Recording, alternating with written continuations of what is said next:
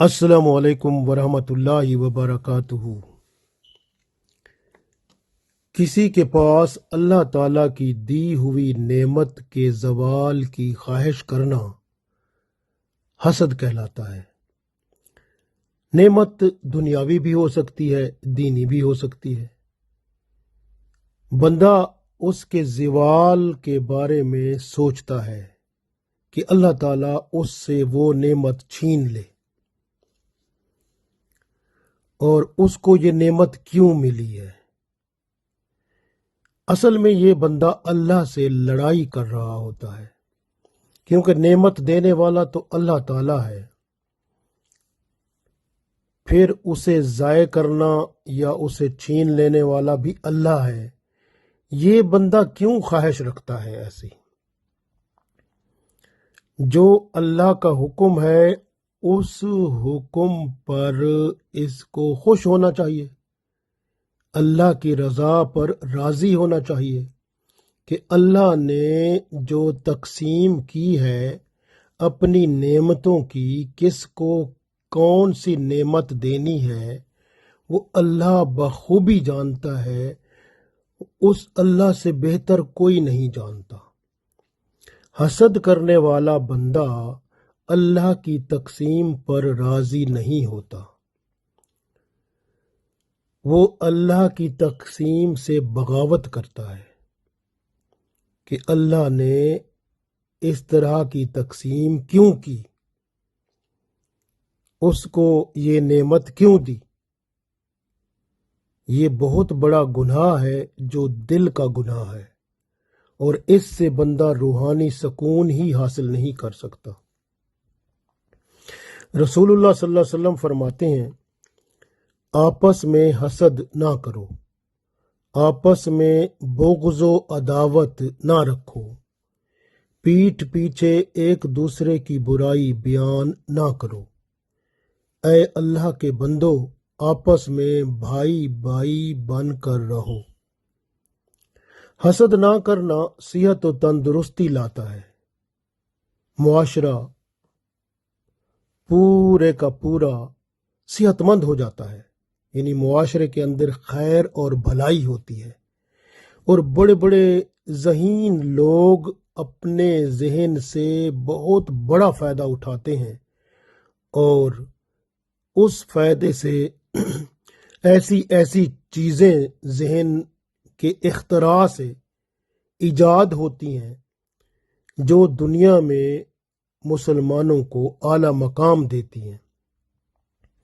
لیکن اگر معاشرے کے اندر حسد پھیل جائے تو یہ معاشرے کو بیمار کر دیتا ہے، اور بندے کا ذہن جو مثبت طریقے پر چل پڑا تھا اب وہ منفی طور پر واپس پیچھے آنا شروع ہو جاتا ہے۔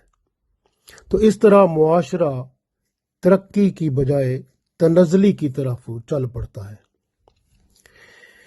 احساس کی قوت بھی بڑی اہم ہوتی ہے۔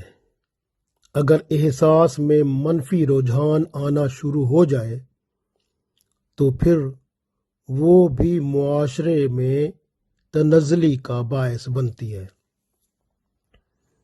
اور یہ حسد جو ہوتا ہے یہ معاشرے میں منفی رجحان ہے جو بندوں میں پیدا ہوتا ہے،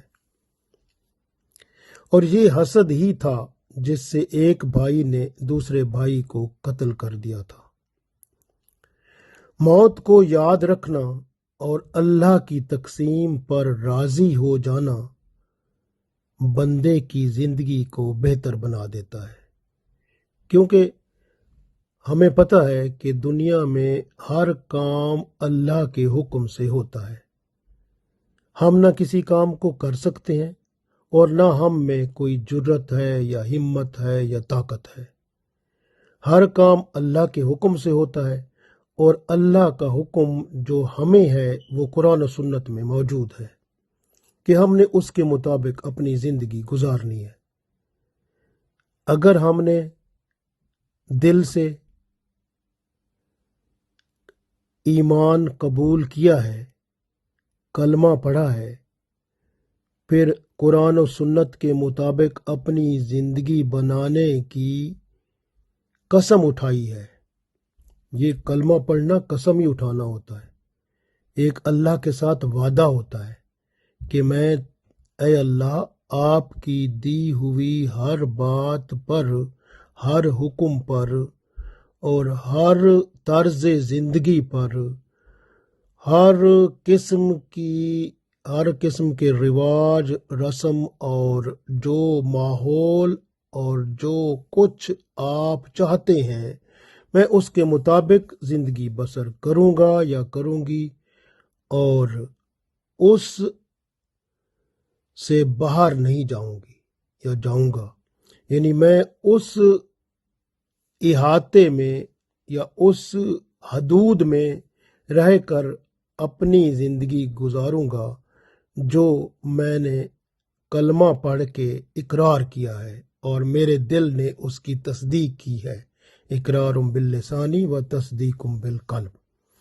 تو ایمان کا تقاضا یہی ہے کہ اللہ کی رضا پر بندہ راضی ہو جائے اور اللہ کی تقسیم پر راضی ہو جائے، اور پھر موت کو بندہ یاد رکھے تو اس بندے میں پھر حسد جیسی برائی نہیں پیدا ہوتی۔ حضرت ادریس علیہ السلام نے فرمایا، کسی سے حسد نہ کرو، خود محنت کر کے کما کر حلال طریقے سے حاصل کرنے کی کوشش کرو۔ حسد کرنے والے کے لیے بد دعا کرنے کی ضرورت نہیں ہوتی، کیونکہ وہ پہلے ہی حسد کی آگ میں جل رہا ہوتا ہے۔ بدگمانی حسد لاتی ہے۔ رسول اللہ صلی اللہ علیہ وسلم فرماتے ہیں، بدگمانی سے بچتے رہو، کیونکہ بدگمانی کی اکثر باتیں جھوٹی ہوتی ہیں۔ لوگوں کے عیب تلاش کرنے کے پیچھے نہ پڑو، آپس میں حسد نہ کرو، کسی کی پیٹھ پیچھے برائی نہ کرو، بغض نہ رکھو، سب اللہ کے بندو بھائی بھائی بن کر رہو۔ تو یہ رسول اللہ صلی اللہ علیہ وسلم نے فرمایا۔ بدگمانی ایک قسم کا خیال ہوتا ہے، بندہ کسی کے بارے میں سوچتا ہے کہ وہ بندہ ایسا ہے، حالانکہ وہ ایسا ہوتا نہیں ہے، لیکن بعض لوگ اس کو شو کر دیتے ہیں، اس کا اظہار کر دیتے ہیں کہ وہ بندہ ایسا ہے، حالانکہ ایسا نہیں ہوتا۔ تو اس لیے کچھ باتیں گمان میں جو آتی ہیں وہ صحیح ہو سکتی ہیں، لیکن اکثر باتیں غلط ہوتی ہیں۔ اس لیے اگر کوئی بندہ گناہ گار بھی ہے، برا بھی ہے، کیا پتہ اس نے رات کو توبہ کر لی ہو اور وہ اللہ کا مقبول ہو گیا ہو، اللہ نے اس کی توبہ قبول کر لی ہو، اور صبح سویرے آپ اس کو گناہ گار اور برا کہیں، تو وہ برائی اور گناہ جو اس کو آپ کہیں گے وہ سب آپ کے اوپر آئے گا، پھر آپ اس گناہ سے گزر کر اس دنیا سے جائیں گے۔ کیونکہ جو بندہ توبہ کر لیتا ہے اور اس کی توبہ قبول ہو جاتی ہے، اب وہ پاک ہو گیا، اس پر الزام لگانے والا یا اس کو برا کہنے والا یا اس کی پچھلی برائی جو اس نے کی تھی، گناہ کیا تھا، اس کو اچھالنے والا، وہ خود پھر ان برائیوں میں مبتلا ہوتا ہے، پھر اس کو موت آتی ہے۔ یہ حدیث کے مطابق ہے۔ تو اس لیے کسی کے بارے میں برا گمان نہ رکھو، اللہ جانتا ہے ہر بندے کی حالت کو، اس لیے اللہ سے بہتر ہم نہیں جانتے، اور ہم تو اللہ کے محتاج ہیں۔ اللہ نے جو ہمیں عطا فرمایا وہ رسول اللہ صلی اللہ علیہ وسلم کے ذریعے قرآن و سنت ہے، جس پر چل کر ہم نے اس زندگی کو بہتر بنانا ہے۔ یاد رکھیں کہ یہ جو حسد ہوتا ہے نا، الحسد حبس الروح، یہ حسد جو ہے روح کی گرفتاری ہے۔ جو بندہ حاسد ہوتا ہے اس کا روح گرفتار ہو جاتا ہے، اس لیے وہ گھٹن میں رہتا ہے، جلن میں رہتا ہے، وہ اندر سے سکون میں نہیں ہوتا، اس کا ذہنی سکون وہ اللہ تعالیٰ واپس لے لیتا ہے۔ وہ ذہنی بے چینی میں مبتلا رہتا ہے اور حسد کی آگ میں جلتا رہتا ہے۔ اور یاد رکھیں کہ حسد کرنے والا یا حسد رکھنے والا طریقت معرفت میں فیل ہو جاتا ہے، اور حسد اور گھمنڈ، فخر و غرور، تکبر جس انسان میں داخل ہو جاتے ہیں اس کی عقل کو باہر کر دیتے ہیں۔ اور یاد رکھیں حسد ایک ایسی وبا ہے جو تہذیب سے اس کی روح کو نکال لیتی ہے۔ پھر وہ تہذیب گمراہ تو کر سکتی ہے لیکن راہ راست کی طرف رہنمائی نہیں کر سکتی۔